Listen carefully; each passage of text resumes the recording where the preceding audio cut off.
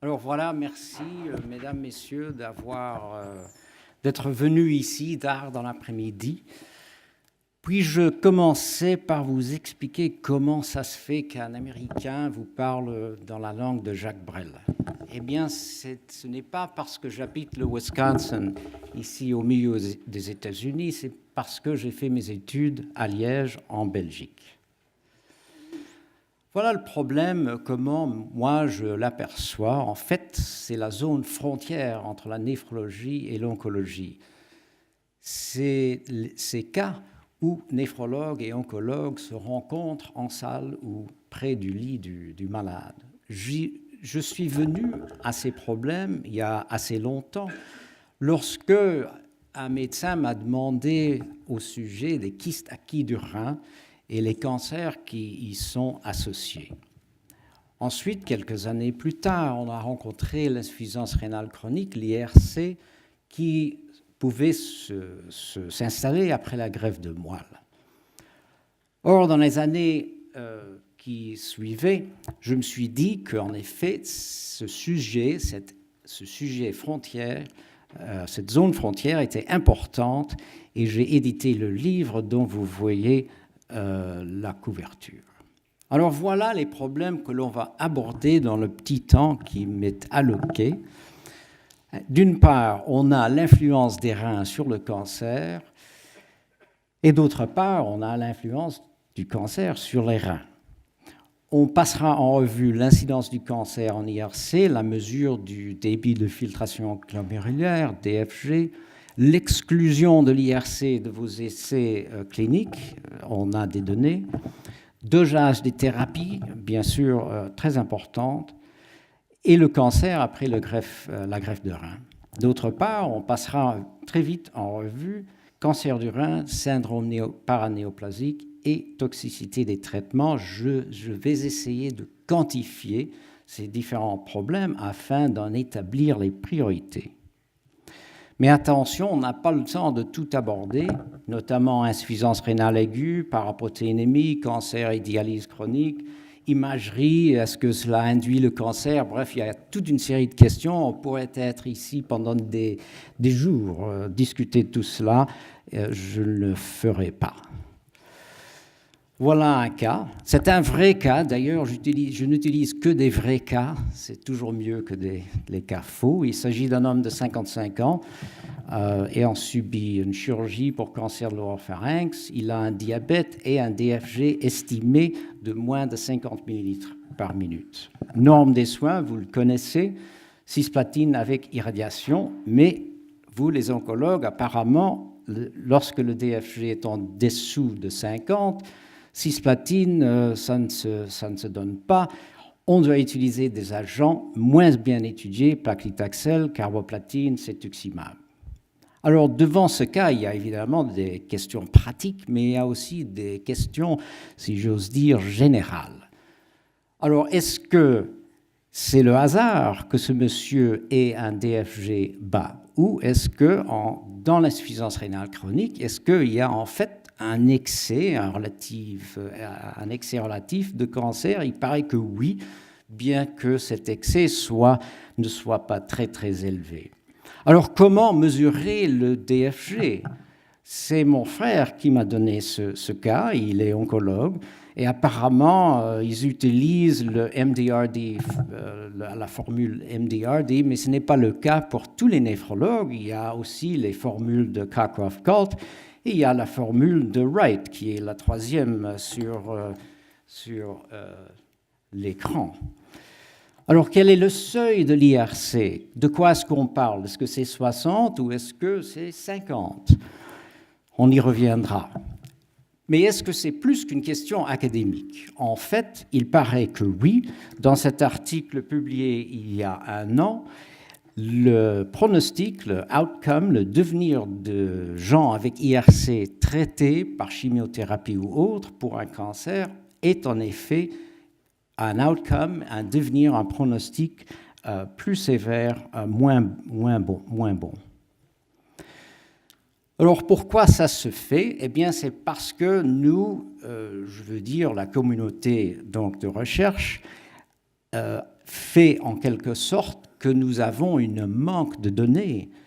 J'ai vu sur clinicaltrials.gov toutes les premières études oncologiques cliniques qui étaient en recrutement actif. Or, il paraît que 3/4 parmi ces études exclure des gens avec une insuffisance rénale chronique.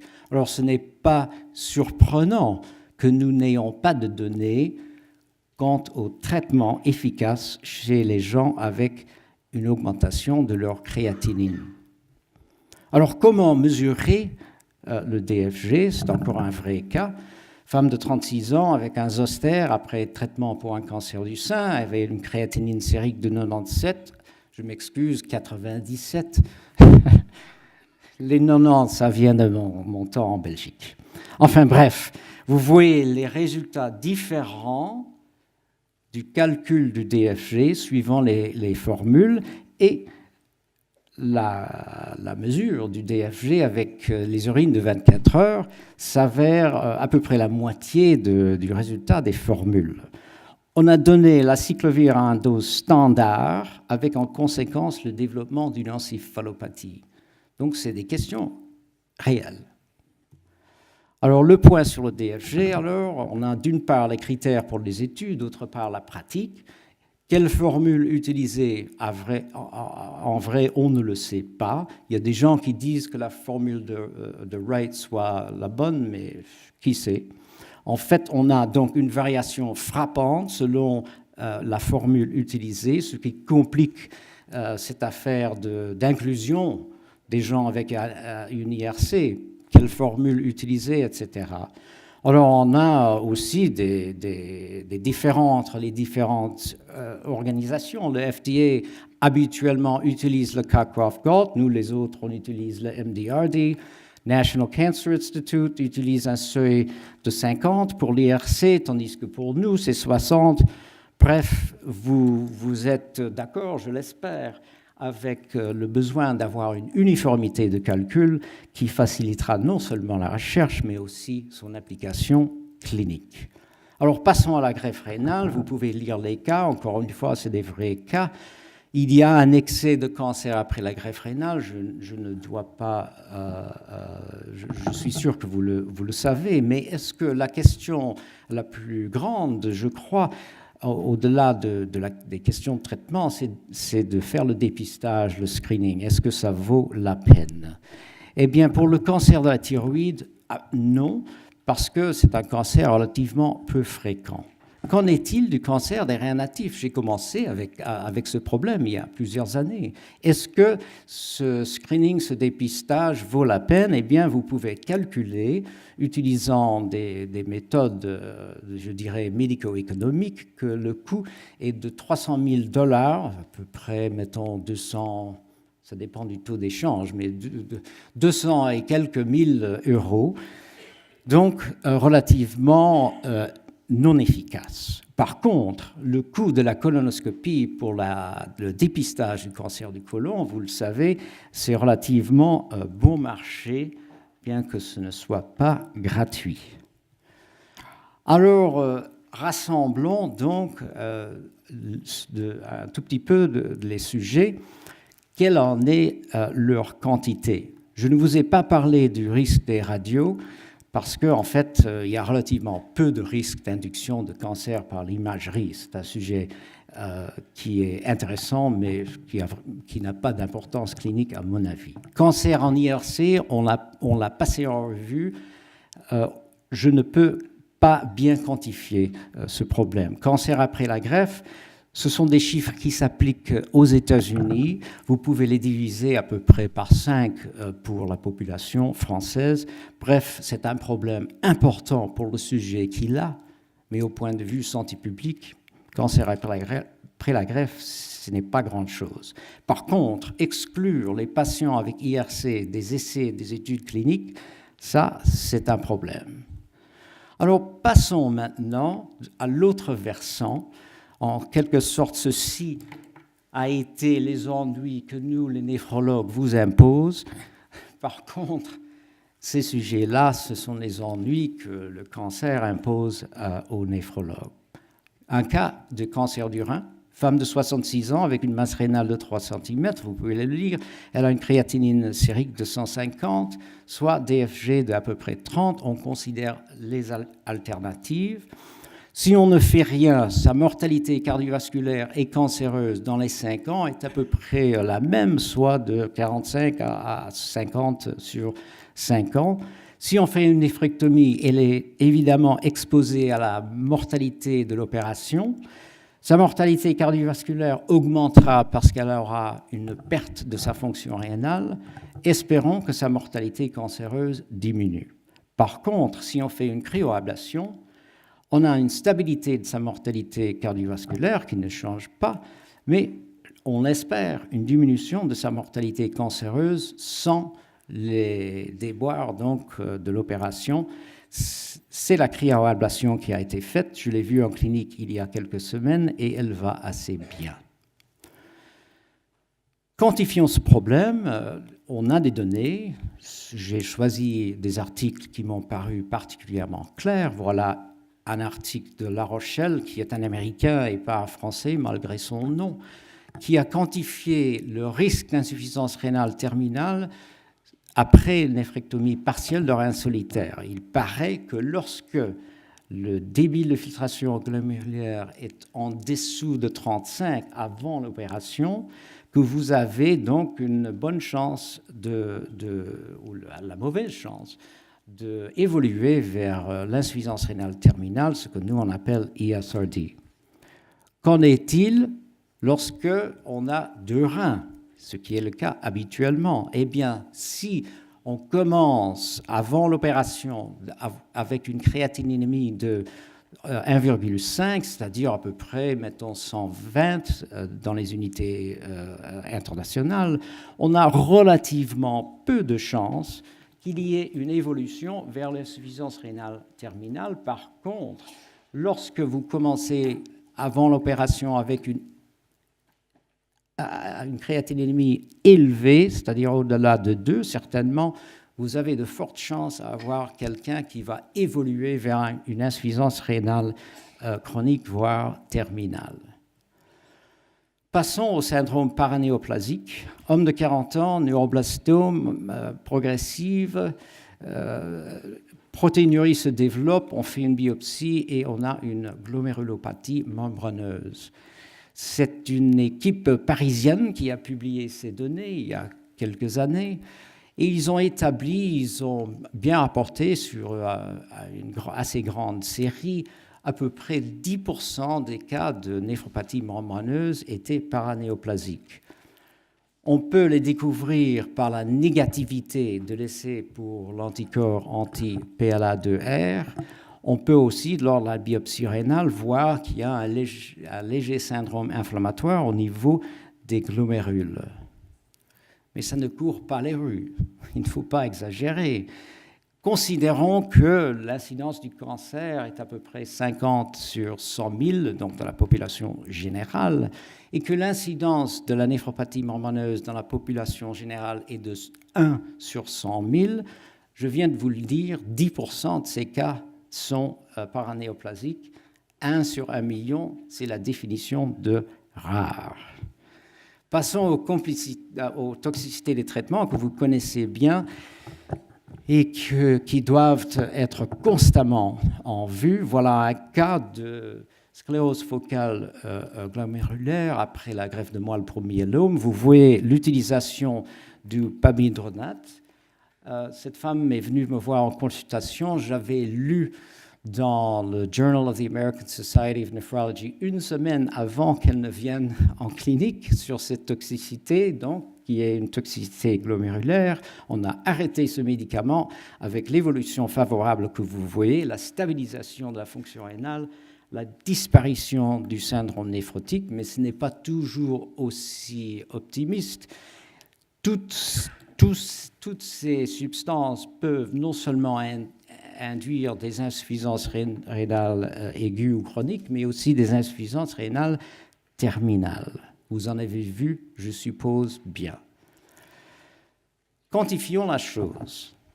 Matsushita a fait une enquête auprès de la population d'Alberta au Canada En faisant l'enquête, il a demandé aux gens s'ils avaient un cancer lors de l'enquête et auparavant, de sorte que, en montrant qu'il y a un léger excès de cancer chez ceux avec une insuffisance rénale chronique, on implique que c'est l'insuffisance rénale chronique ou le traitement du cancer qui est en cause. Passons à la greffe de moelle, qui est un sujet que je connais relativement bien. L'insuffisance rénale chronique, d'après plusieurs études, est une complication non négligeable de la greffe de moelle qui se passe en 10 à 30% des cas, non seulement chez l'adulte, mais aussi chez l'enfant.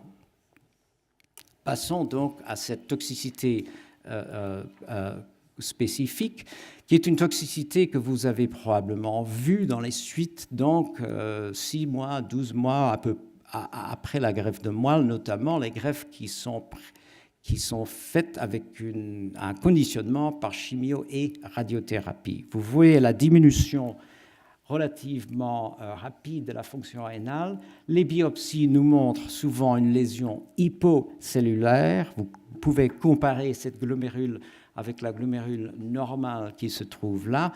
La pathologie est plutôt glomérulaire, comme vous pouvez le voir. Mais ce n'est pas suffisant de décrire les maladies, les syndromes. C'est bien intéressant pour nous, les médecins. Ce qui importe, comme l'a été souligné par les autres orateurs, c'est faire quelque chose pour les malades, les gens qui sont malades. On a fait chez les gens subissant la greffe de moelle, on a fait une étude prospective randomisée en double aveugle comparant l'effet de captopril avec placebo, avec critères de outcome de néphropathie GDM, comme je vous l'ai montré, et le débit de filtration glomérulaire. Quels en sont les résultats? Eh bien, on a eu une diminution du nombre des cas, on a eu, résultat inattendu, une diminution de la mortalité pulmonaire et on a eu une amélioration de la survie. Ce résultat-là est significatif.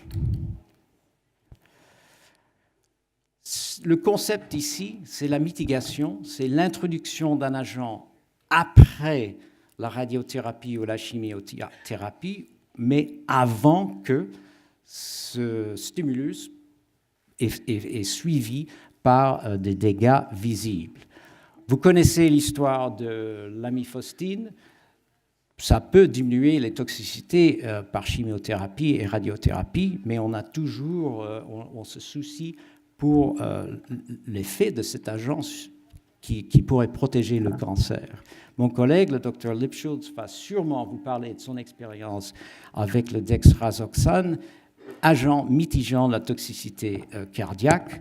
Nous, au laboratoire, on explore de nouveaux agents, notamment ces prostanoïdes, comme agents de mitigation de la toxicité de la radiothérapie. Bien sûr, vous avez de nouveaux agents. Je sais bien, tous les MAB et tous les MIB, mais il faut faire attention. Les études que l'on fait en nombre relativement restreint ne donnent souvent pas assez d'informations pour prédire les toxicités qui pourraient suivre dans les années qui viennent avec des gens notamment plus âgés ou avec des comorbidités plus élevées.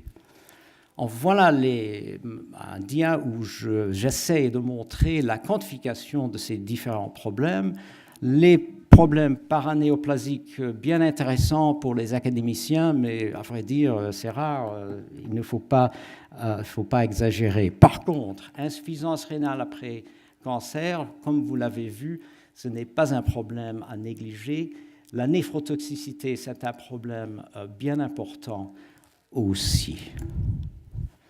Je crois que les priorités sont inclusion des IRC dans les essais cliniques, réduction de la néphrotoxicité, voire sa mitigation, et bien sûr, sur le plan clinique et quotidien, des dosages adaptés à la fonction rénale. C'est un effort d'oncologie et de la néphrologie collaboration en salle et au laboratoire. Je vous remercie de votre attention.